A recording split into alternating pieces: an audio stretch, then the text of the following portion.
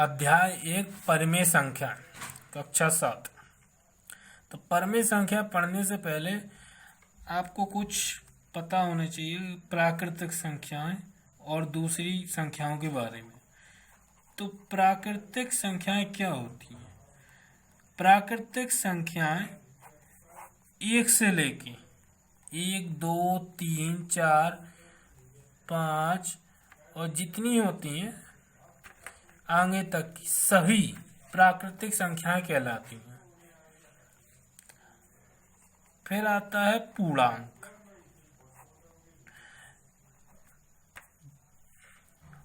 Zero और ऋणात्मक संख्याएं, जीरो तथा ऋणात्मक संख्याएं, ऋणात्मक संख्याएं को मिलाने पे ये बन जाते हैं पूर्णांक। इन्हें हम संख्या रेखा पे दर्शा सकते हैं। जीरो को मध्य में, एक तरफ धनात्मक संख्याएं जो कि प्राकृतिक संख्याएं हैं और दूसरी तरफ ऋणात्मक संख्याएं।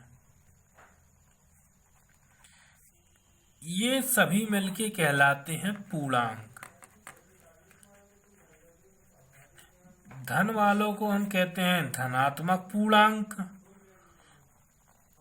और ऋण वालों को कहते हैं ऋणात्मक पूर्णांक।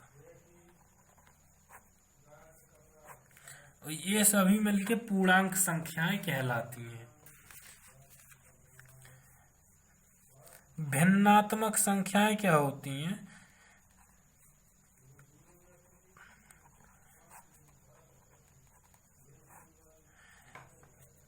इस संख्या रेखा पे, ये जो संख्या रेखा है आपकी, इस संख्या रेखा का हर बिंदु एक 0, 1, 2 कोई संख्या प्रदर्शित कर रहा है।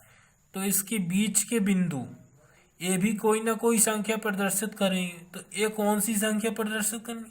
जैसे 0 और 1 के बीच में, 1 और 2 के बीच में, 2 और 3 के बीच में, इसी प्रकार माइनस में। तो जो संख्याएं पूर्णांक नहीं होती वो भिन्नात्मक संख्याएं कहलाती हैं। भिन्नात्मक संख्याएं जैसे कि 3/5, 2/3, 3/6, 2/7, इस प्रकार की संख्याएं, ये सभी भिन्नात्मक संख्याएं हैं। अगर ये धनात्मक होती है तो ऐसे ही लिखी जाती हैं और ऋणात्मक हो तो इनके आगे माइनस का चिन्ह लगा देते हैं। जैसे कि माइनस के 2/6, माइनस के 1/8, ये ऋणात्मक भिन्नात्मक संख्याएं हो जाती हैं।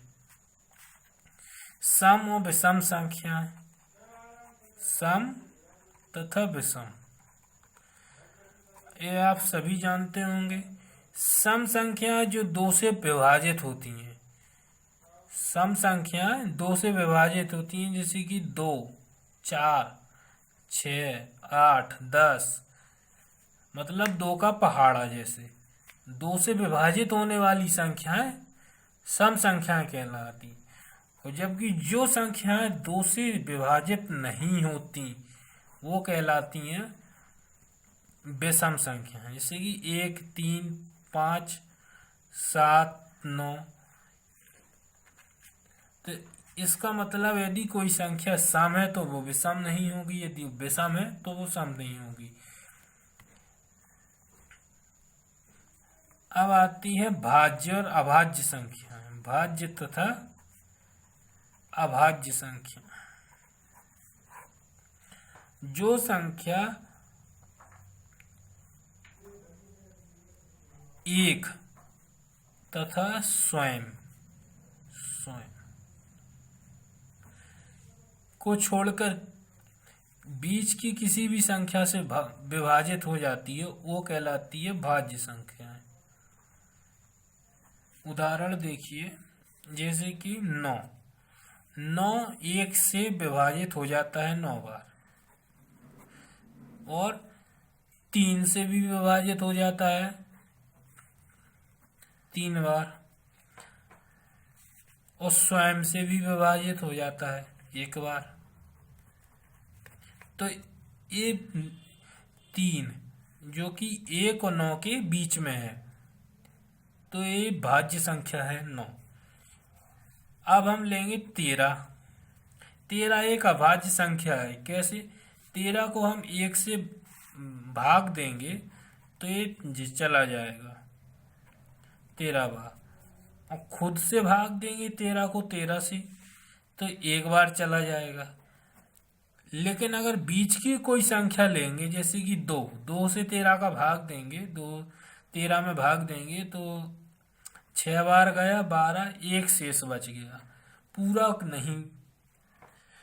भाग नहीं हुआ। तो इसका मतलब जो बीच की और कोई भी संख्या ले सकते हैं आप, जैसे कि 5 ली, 13 में भाग दिया, नहीं गया पूरा।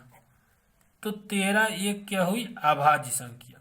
जो संख्या खुद और एक के अलावा किसी और से भाग न जाए उसमें, वो होती है अभाज्य संख्या। और जो संख्या एक से और खुद से, इसके अलावा किसी और से भी विभाजित हो जाए, वो कहलाती है भाज्य संख्या।